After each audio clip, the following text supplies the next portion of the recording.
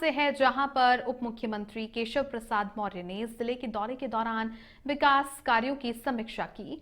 समीक्षा बैठक के बाद उन्होंने समाजवादी पार्टी और सपा अध्यक्ष अखिलेश यादव पर तीखा हमला बोला। डिप्टी सीएम ने कहा कि बिहार चुनाव में हार के बाद विपक्ष का मानसिक संतुलन बिगड़ गया है। इसी कारण सपा नेता उल जुलूल बयानबाजी कर रहे हैं। उन्होंने आरोप लगाया कि बिहार की हार से सपा पूरी तरह बौखला गई है।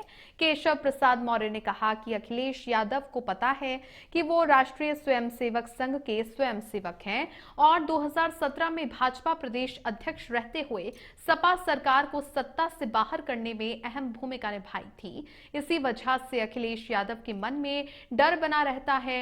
डिप्टी सीएम ने कहा कि समाजवादी पार्टी कभी नहीं चाहती कि उत्तर प्रदेश में ओबीसी समाज का कोई मजबूत नेता उभरे, जबकि भाजपा अगड़ा पिछला दलित समाज की त्रिवेणी है। पीडीए मुद्दे पर सवाल उठाते हुए उन्होंने कहा कि साल 2012 से 2017 तक सपा सरकार के दौरान ये फॉर्मूला कहां था और अब सपा जनता को गुमराह कर रही है।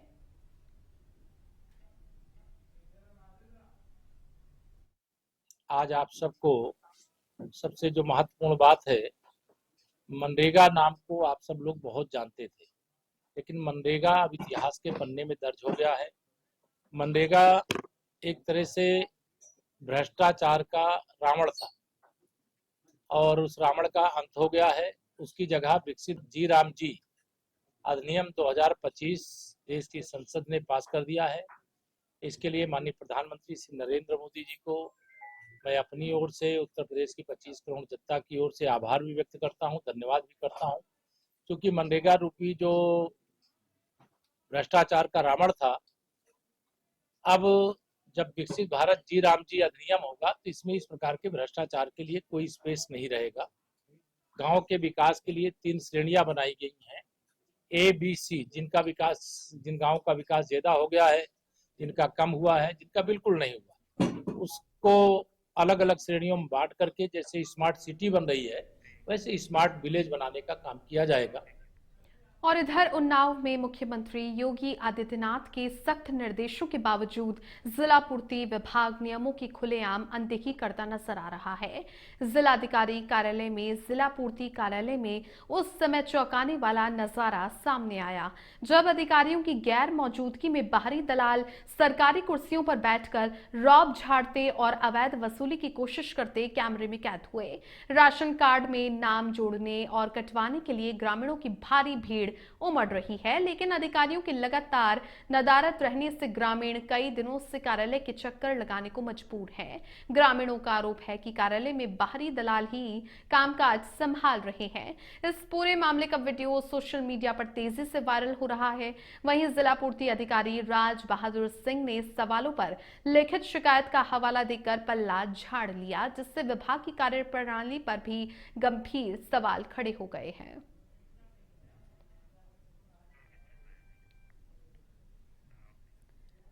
देखिए, बिजनौर में जिला कांग्रेस पार्टी कार्यालय उस समय जंग का मैदान बन गया जब प्रियंका गांधी के जन्मदिन कार्यक्रम के दौरान किसी बात को लेकर कांग्रेसी कार्यकर्ताओं के 2 गुट आपस में भिड़ गए। विवाद इतना बढ़ गया कि दोनों ही पक्षों ने एक दूसरे पर जमकर लात घूंसे बरसाए, जिससे कार्यालय में अफरा तफरी मच गई। मारपीट की पूरी घटना कैमरे में कैद हो गई और इसका लाइव वीडियो सोशल मीडिया पर तेजी से वायरल हो रहा है। घटना के बाद पार्टी की छवि पर भी सवाल खड़े हो रहे हैं और स्थानीय स्तर पर हड़कंप मचा हुआ है।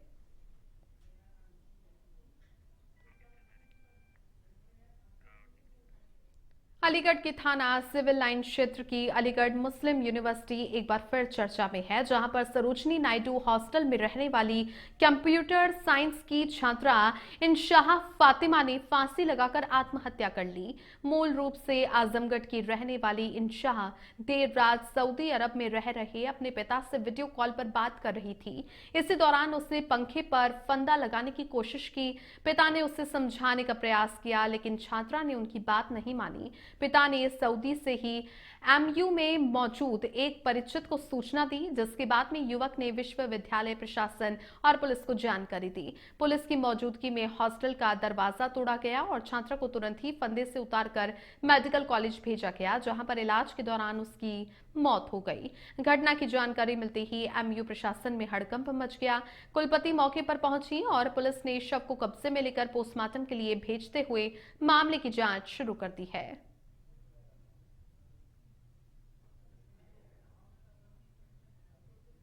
देखिए, बड़े अफसोस और दुख के साथ हम ये बात आप लोगों को बता रहे हैं कि हमारी यूनिवर्सिटी की एक तालिब इल्म जिसका नाम इंशा फातिमा है, और आज तकरीबन 7:30 और 8 के बीच में ये खबर आई कि उसने अपने कमरे में हैंग कर लिया है। जैसे ही खबर मिली तो सबसे पहले उसको मेडिकल कॉलेज पहुंचाया गया और कोशिश इस बात की जा रही थी कि किसी तरीके से बच जाए, क्योंकि जब लाए थे उस वक्त तक के एक मरतबा उसकी जो है पल्स जो है रिवाइव हुई। देखिए, बहरहाल ये जो है छात्रा जो है ये इंजीनियरिंग की डिप्लोमा इंजीनियरिंग की छात्रा फाइनल ईयर की है। और हमारा क्या रिश्ता है, ये जो हर तलबा से रिश्ता है भाई, हर तलबा के नाते हम यहाँ पर खड़े हैं, उनके हक़ के लिए खड़े हैं, मजलूमों के लिए खड़े हैं। लेकिन आज यहाँ पर इतने बड़ा मसला हो चुका है तो यहाँ पर हम क्यों नहीं खड़े हों, उनके लिए आवाज़ क्यों बुलंद नहीं की जाए। इसमें मेरा क्या मानना है, इसमें मानना तो यही है कि इंतज़ामिया की बहुत बड़ी कमी है। ये उनकी तरफ से एक नेग्लिजेंस है और ये लापरवाही जो है इंतज़ामिया की तरफ से हुई है। बुलंदशहर के खुर्जा से खबर है, जहां पर सरस्वती विद्या मंदिर में विराट हिंदू सम्मेलन का आयोजन किया गया, जिसमें हजारों की संख्या में लोग शामिल हुए। सम्मेलन के मुख्य अतिथि दीपांकर महाराज रहे, जिन्होंने मंच से सभी हिंदुओं से एकजुट रहने, जातियों में ना बंटने और सामाजिक कार्यक्रमों में बढ़ चढ़कर भाग लेने की अपील की। उन्होंने जनता के बीच में पहुंचकर वंदे मातरम के नारे भी लगाए। इस कार्यक्रम के दौरान सुरक्षा के कड़े इंतजाम रहे और विभिन्न क्षेत्रों की पुलिस बल मौके पर तैनात रही। सम्मेलन के समापन पर हजारों लोगों ने जय श्री राम के नारे लगाए, जबकि सरस्वती विद्या मंदिर के पदाधिकारियों ने प्रसाद वितरण कर कार्यक्रम का समापन किया। इस आयोजन में युवाओं, बुजुर्गों और बच्चों ने बड़ी संख्या में सहभागिता की। छुआछूत की पड़ी है। आइए आइए आइए, मैं पुलिस वाले भाइयों से कहूंगा रास्ता बना दीजिए, आने दीजिएगा, आने दीजिए।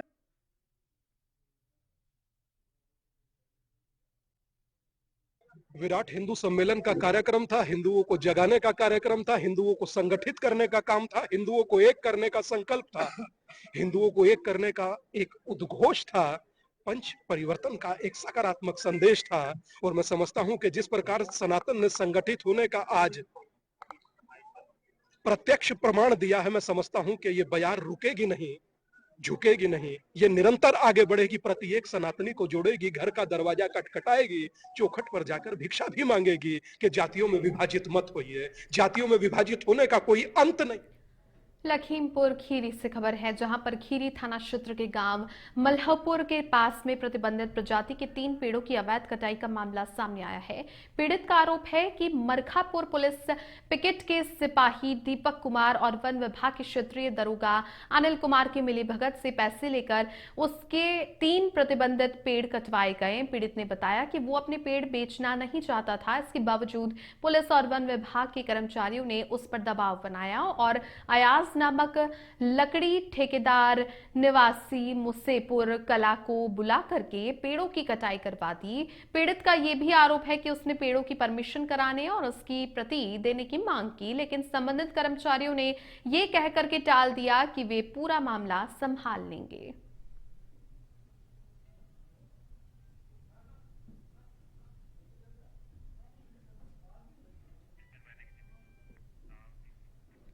वहीं बदायूं के उझानी कस्बे में दिल्ली हाईवे स्थित मेंथा ऑयल फैक्ट्री में एक बार फिर विवादों में आ गई है। देखिए, जहां पर फैक्ट्री में तैनात 3 सुरक्षा गार्डों की संदिग्ध हालत में मौत से हड़कंप मच गया। मृतकों की पहचान जोगेंद्र, भानु और विवेक के रूप में हुई है।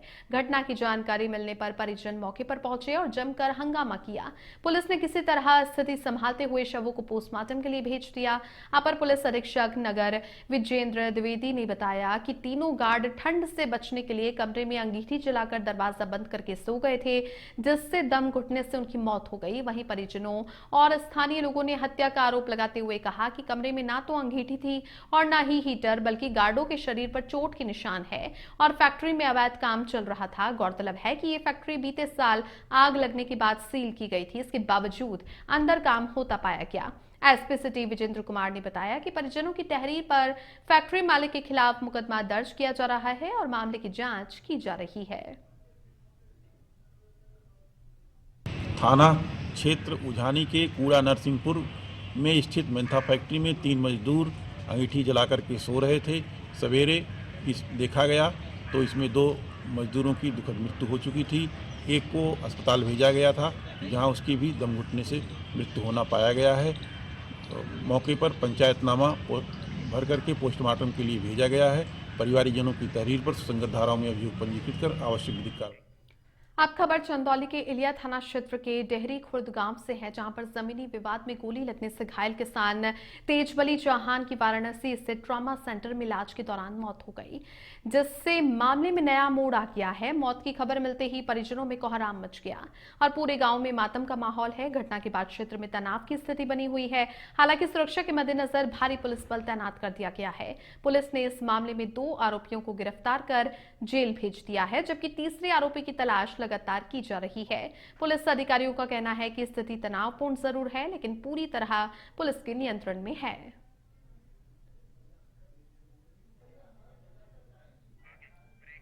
झांसी में भ्रष्टाचार के खिलाफ बड़ी कार्रवाई करते हुए एंटी करप्शन टीम ने पीडब्ल्यूडी निर्माण खंड 3 के लिपिक संतोष निरंजन को 20,000 रुपए की रिश्वत लेते हुए रंगे हाथ गिरफ्तार किया है। आरोप है कि लिपिक ने एक रिटायर्ड बेलदार की करीब 16 से 17 लाख रुपए के भुगतान और पेंशन के बदले 3% रिश्वत की मांग की थी। दोनों के बीच में 40,000 रुपए में सौदा तय हुआ था, जिसमें पहली किस्त लेते समय एंटी करप्शन टीम ने पीडब्ल्यूडी कार्यालय में कार्रवाई कर आरोपी को पकड़ लिया। इसके बाद में आरोपी को कोतवाली लाया गया, जहां पर उसके खिलाफ मुकदमा दर्ज करने की कार्रवाई जारी है।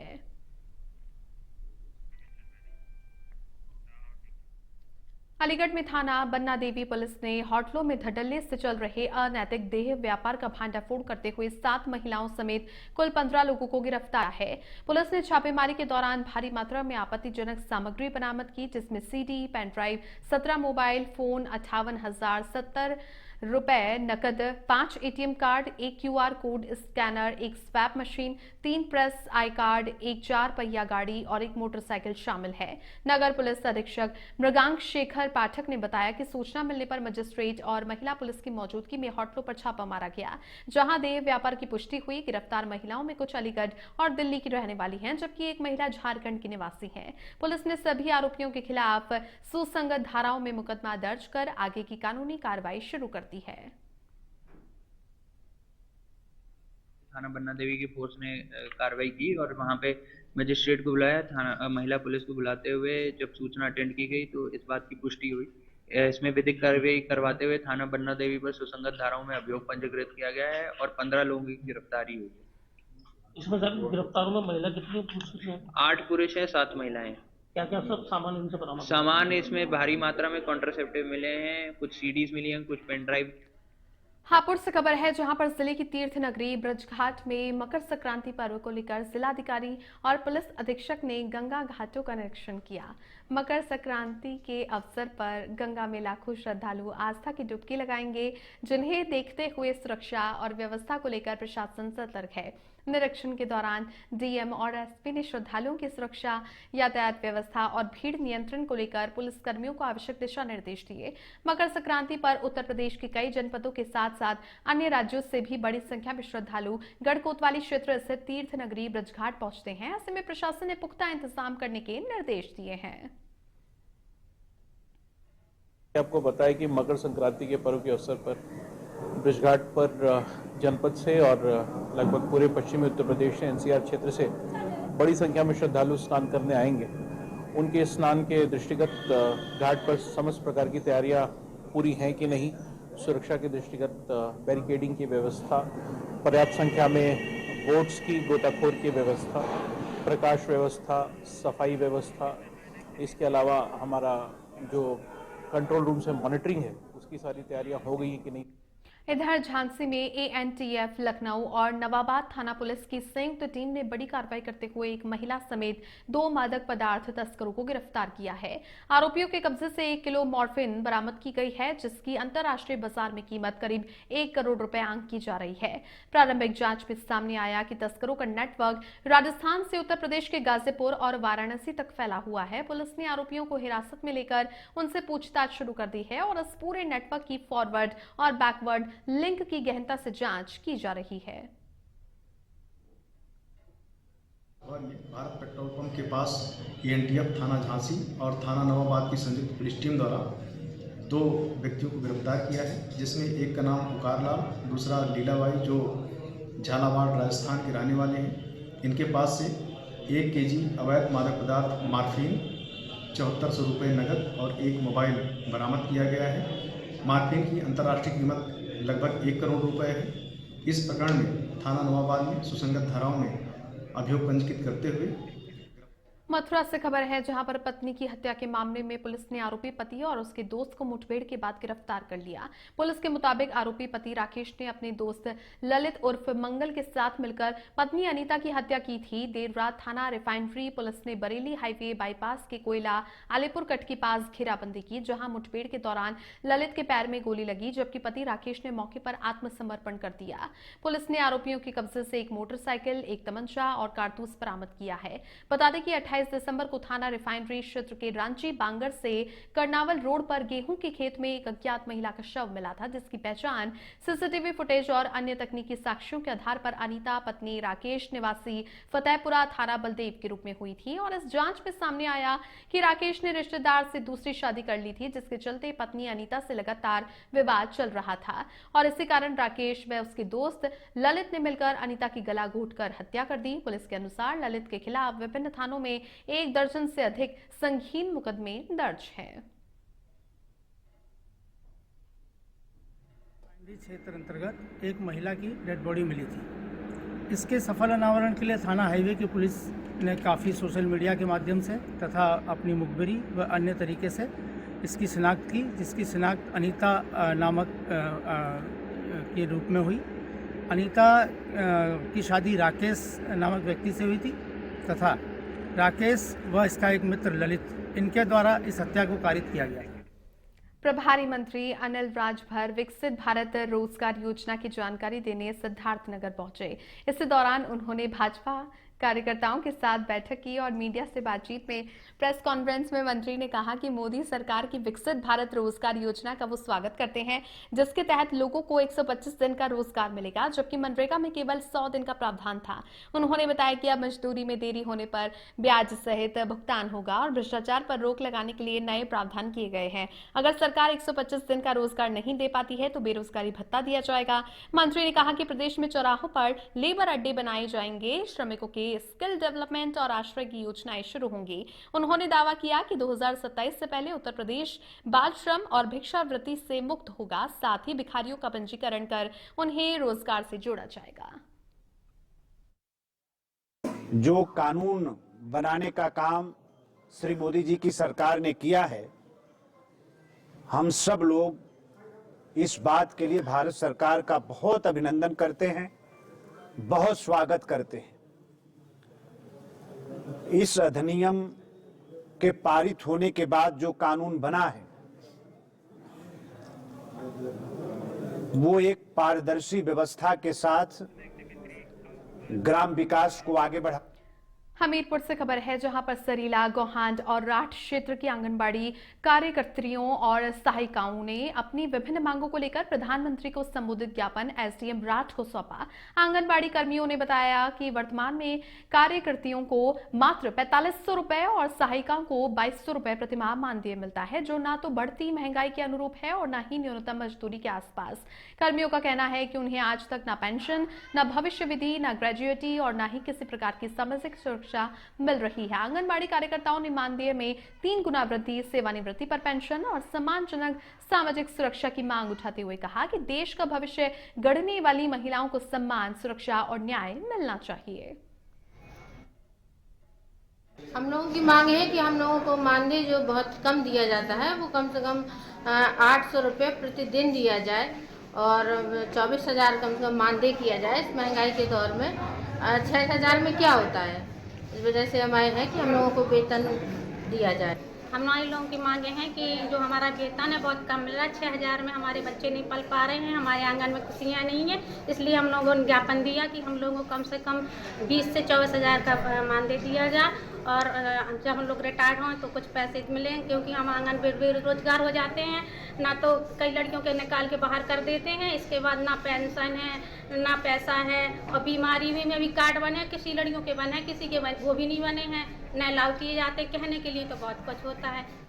पीलीभीत से खबर है, जहां पर देर रात शादी समारोह से लौट रहे 3 युवकों की कार अनियंत्रित होकर खाई में पलट गई, जिसमें 2 युवकों की मौत हो गई है जबकि एक गंभीर रूप से घायल हो गया। हादसा थाना सहरा मऊ के कजरी निरंजनपुर के पास पूरनपुर खुटार हाईवे पर हुआ। हादसे के बाद राहगीरों की मदद से घायलों को बाहर निकालकर सीएचसी पहुंचाया गया, जहां पर डॉक्टरों ने जयदीप और हरमीत सिंह को मृत घोषित कर दिया।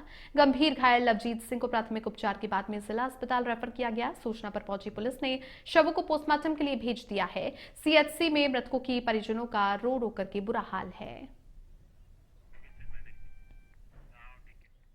चंदौली से खबर है, जहां पर चहनिया विकास खंड के टांडा कला में समाज सेवा की मिसाल पेश करते हुए भव्य कंबल वितरण कार्यक्रम का आयोजन किया गया, जहां पर समाज सेवी अमित कुमार ने ठंड को देखते हुए 500 से अधिक जरूरतमंद और बुजुर्गों को कंबल वितरित किए। कार्यक्रम की मुख्य अतिथि राज्यसभा सांसद साधना सिंह रही, जिन्होंने कहा कि गरीब, असहाय और बुजुर्गों की सेवा सबसे बड़ा धर्म है और ऐसे आयोजनों से समाज में सहयोग और करुणा की भावना मजबूत होती है। उन्होंने सोनू सिंह के प्रयासों की सराहना करते हुए कहा कि यदि युवा इसी तरह समाज सेवा में आगे आए तो ग्रामीण क्षेत्रों की तस्वीर बदली जा सकती है। इसी मौके पर सांसद ने माता खंडवारी के नाम पर भव्य प्रवेश द्वार और सीसी सड़क निर्माण की घोषणा की। कार्यक्रम में बड़ी संख्या में ग्रामीण सामाजिक कार्यकर्ता मौजूद रहे।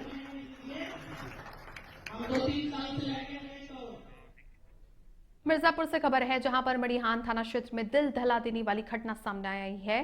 संपत्ति विवाद में एक बेटे ने अपने सौतेली मां और सौतेले भाई की निर्मम हत्या कर दी। स्वर्गीय प्रेमचंद गुप्ता की पत्नी उषा गुप्ता और बेटे आयुष गुप्ता की बेरहमी से हत्या की गई। आरोपी ने वारदात के बाद उषा गुप्ता का शव नहर में फेंक दिया। घटना से इलाके में सनसनी फैल गई है। सूचना पर पहुंची पुलिस ने मामले की जांच शुरू कर दी और आरोपी की तलाशी में जुट गई है। ये थाना मड़िहान क्षेत्र अंतर्गत ग्राम पटेर की घटना है, जहाँ पर कि एक राहुल नाम के व्यक्ति ने अपनी सौतेली मां और अपने सौतेले भाई आयुष को धारदार हथियार से वार किया, जिसमें दोनों की मृत्यु हो गई। और जो आयुष था उसका शव बरामद किया गया है और उसको पंचायतवा पोस्टमार्टम में भेजा गया है। जो उसकी सौतेली मां थी उसका शव उसने, जैसा कि उसने बताया है, कि नहर। बताइए उससे खबर है, जहां पर उझानी कोतवाली क्षेत्र के कूड़ा नरसिंहपुर की मेंथा फैक्ट्री में दम घुटने से 3 सिक्योरिटी गार्ड की मौत हो गई। बताया जा रहा है कि तीनों एक कमरे में अंगीठी जलाकर सो रहे थे। इसी दौरान दम घुटने से दर्दनाक हादसा हो गया। घटना की जानकारी मिलते ही फैक्ट्री परिसर में ग्रामीणों की भारी भीड़ जुट गई और माहौल तनावपूर्ण हो गया। सूचना पर पहुंची पुलिस ने मौके पर जांच पड़ताल शुरू कर दी है।